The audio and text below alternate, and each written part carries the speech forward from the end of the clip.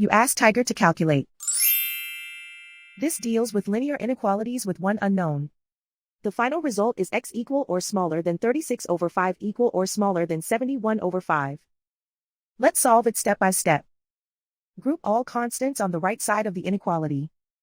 Add 6 to both sides.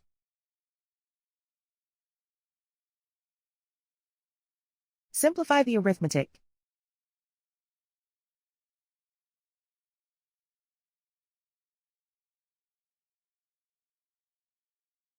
Isolate the x. Divide both sides by 5.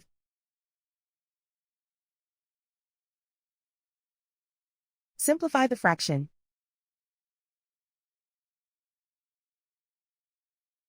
Plot the solution on a coordinate grid. And so the final result is x equal or smaller than 36 over 5 equal or smaller than 71 over 5.